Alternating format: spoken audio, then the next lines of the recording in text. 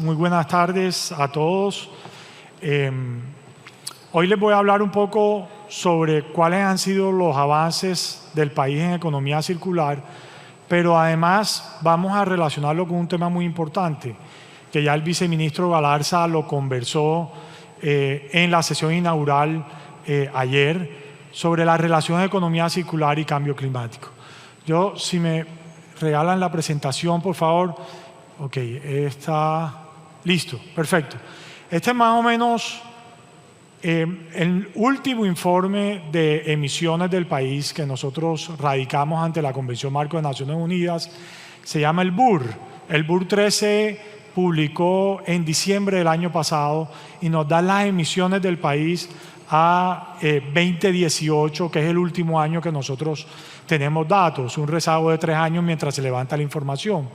Y ahí es muy importante identificar que en el país se emiten 300 millones de toneladas, de las cuales el 59% viene del sector AFOLU, agricultura, cambio del uso del suelo y deforestación.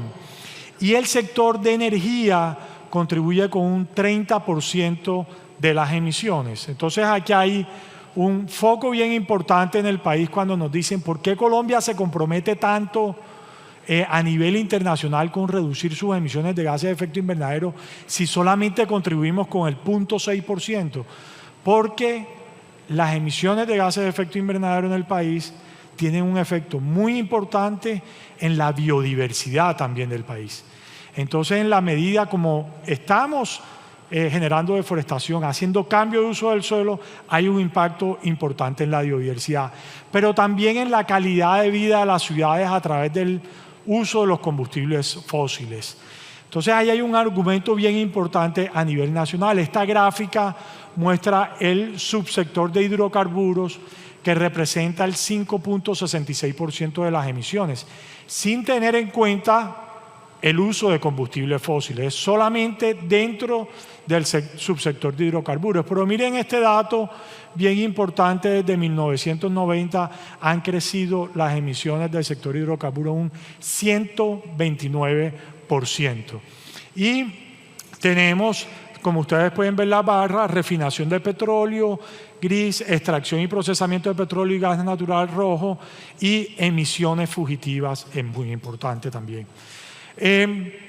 ¿Cuál es la propuesta del país? La propuesta del país es reducir en un 51% las emisiones de gases de efecto invernadero a 2030. Y es una propuesta que está consignada en un documento que todos acá debemos leer, entender, comprender y ver cómo lo integramos dentro de la estrategia corporativa de las empresas, que es nuestras NDCs. Las NDCs son las acciones que está desarrollando el país para lograr esa meta del 51%. Pero además de eso, tenemos un compromiso de ser carbono neutral a 2050.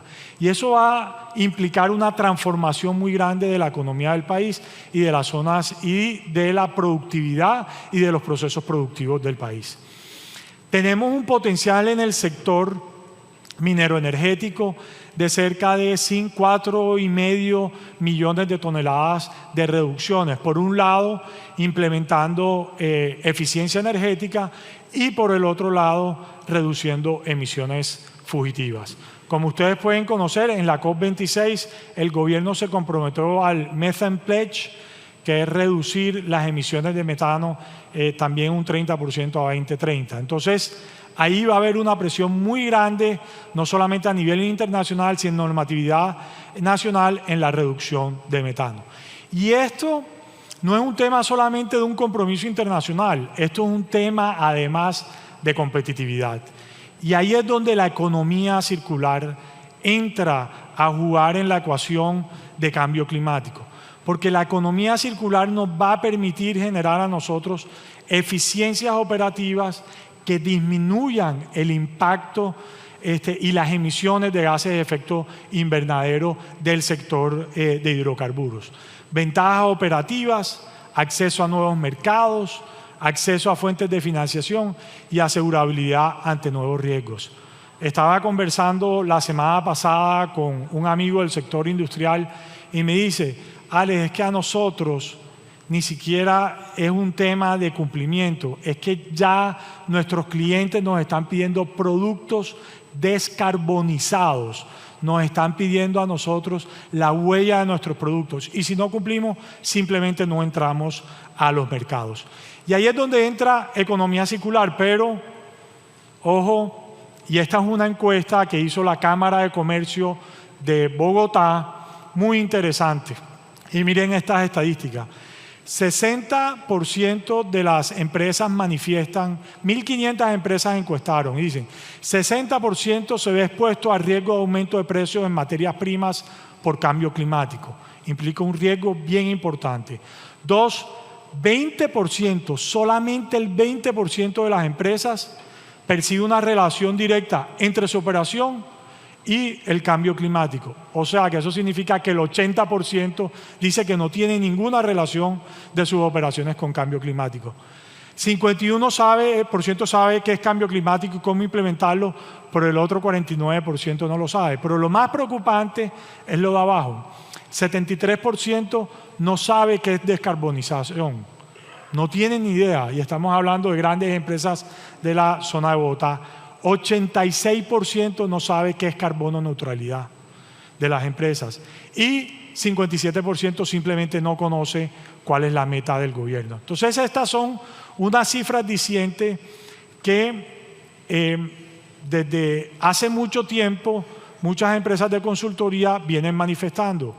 Muchos conocen, o los CEOs conocen, la importancia de la sostenibilidad, la importancia de actuar en cambio climático, pero no saben cómo hacerlo. No saben cómo implementarlo dentro de las empresas.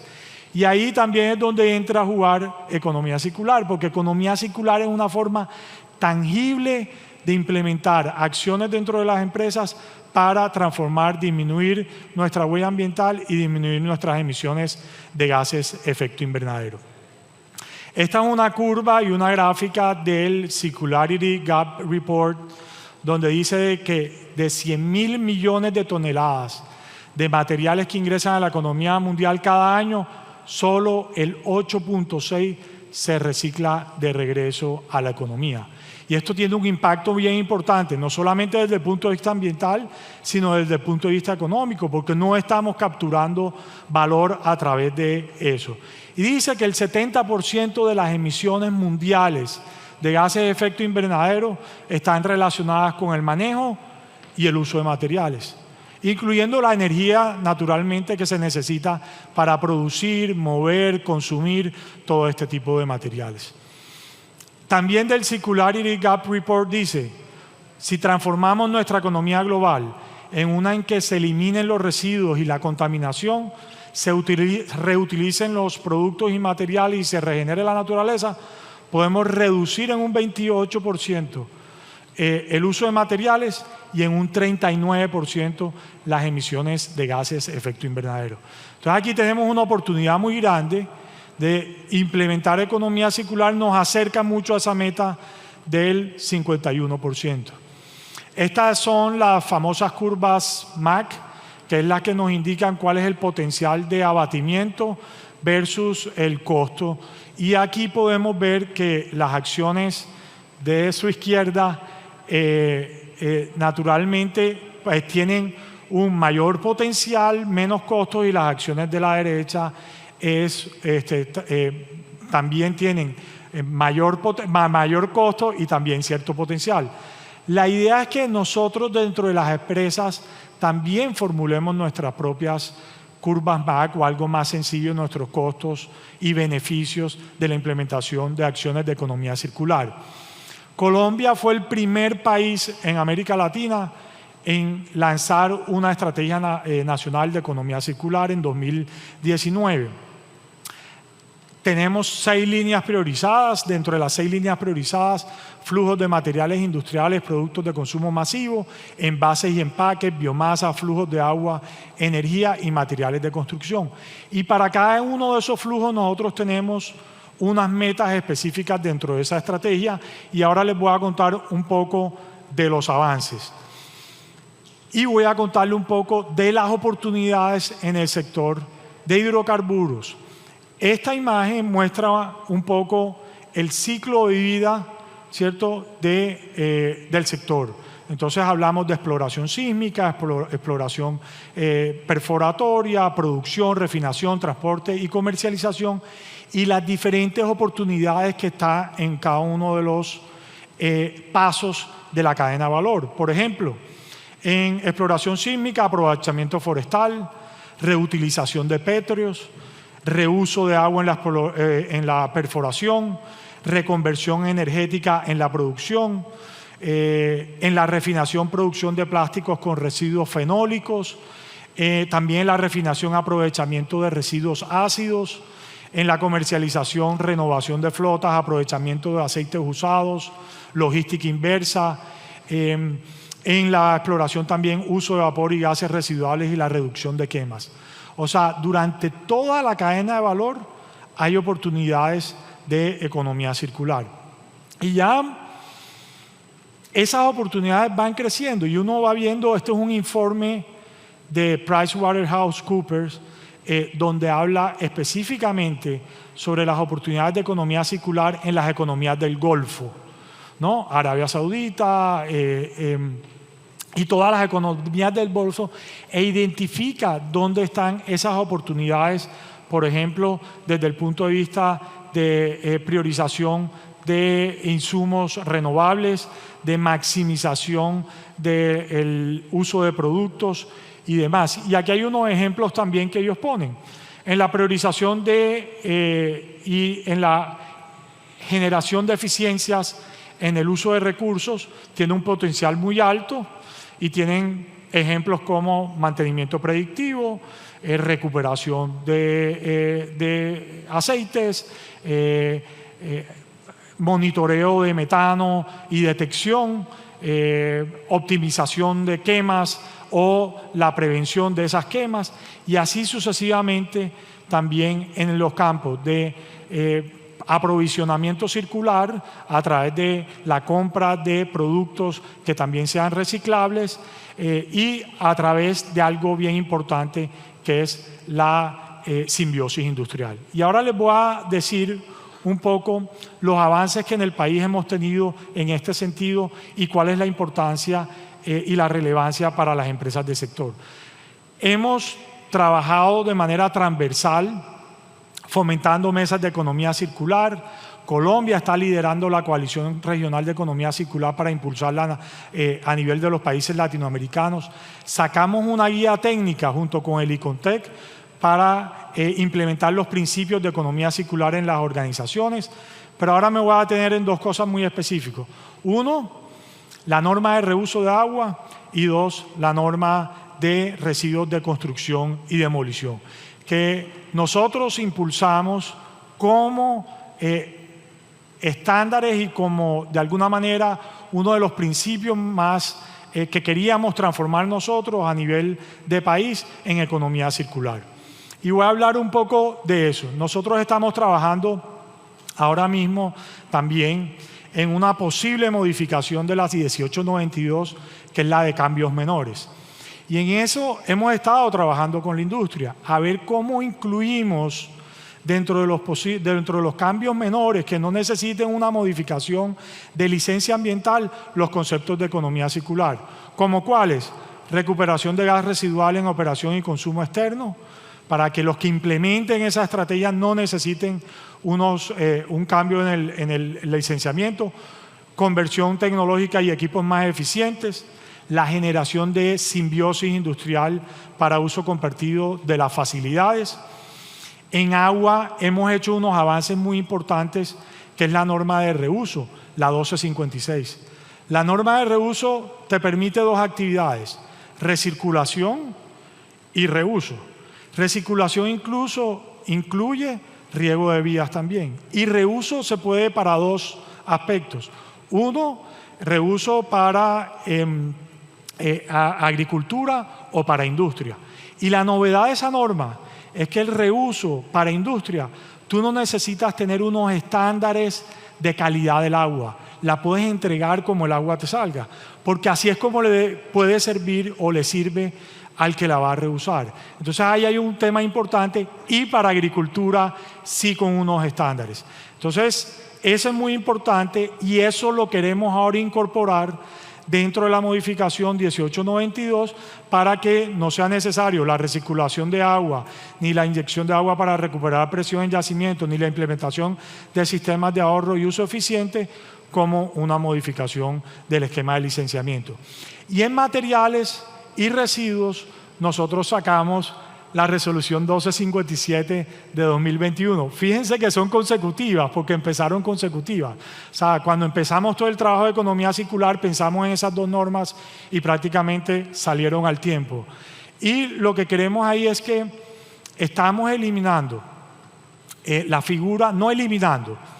Se puede optar por no usar la figura del gestor de residuos para que directamente las empresas puedan entregar los residuos de demolición y construcción para ciertas actividades como construcción de vías o para los temas de infraestructura de vías o reutilización de demolición para nuevas facilidades.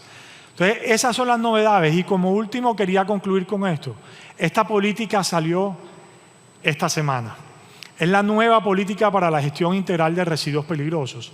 Y lo que estamos incluyendo dentro de esta política es una concepción diferente del residuo peligroso, porque antes el residuo peligroso, bajo norma, lo que se quería era cómo hacer una disposición segura de residuos peligrosos. Y ahora lo que estamos introduciendo es, no, cómo aplicar la jerarquía de los residuos a residuos peligrosos también. Y en ese sentido, uno de los pilares de esta nueva política son residuos como recursos y transición a una economía circular. Algo que no hemos pensado y que de alguna manera esta política la vamos a tener que convertir en norma para poder clasificar el residuo peligroso también como subproducto peligroso. Y aquí quería detenerme y ya terminar con esto. En estas metas que tenemos, lástima no se ve muy bien, unas metas muy específicas. Queremos implementar economía circular y trabajar con el sector en economía circular para disminuir la cantidad de residuos de la corriente Y9, que por cierto es la corriente que más contribuye a la generación de residuos peligrosos, que son lodos aceitosos. Cómo a través de estrategias de economía circular, reintegrándolo dentro del proceso, integrándolos también a procesos de refinación, podemos integrarlo. Y finalmente, simbiosis industrial. Recuerden que les hablé sobre simbiosis industrial. Tenemos ahora un acuerdo de colaboración con el gobierno de Corea para promover la simbiosis industrial en el país. Y en ese sentido, invitamos también al sector para que se vincule a ver cómo podemos, porque esta colaboración lo que busca es generar políticas de simbiosis industrial para que dos empresas se unan para maximizar la eficiencia de los recursos. Y por último, simplemente lo dejo como una inquietud, pensemos en esto, en la problemática de plásticos, que de alguna manera está dentro de la cadena de valor del sector. Yo que he tenido la oportunidad de estar en los foros de la OCDE como representante del país en la OCDE, en el Comité de Política Ambiental, este es un tema que está siendo muy grueso y que la atención mundial sobre contaminación de plásticos va a ser central y tenemos que brindar alternativas para eso. Inclusive en el marco de UNEA se está hablando, ya se aprobó hacer un acuerdo mundial para la prevención de la contaminación por plástico a nivel global. Entonces, muchas gracias. Simplemente un mensaje de conclusión. Tenemos que actuar de manera decidida en los tres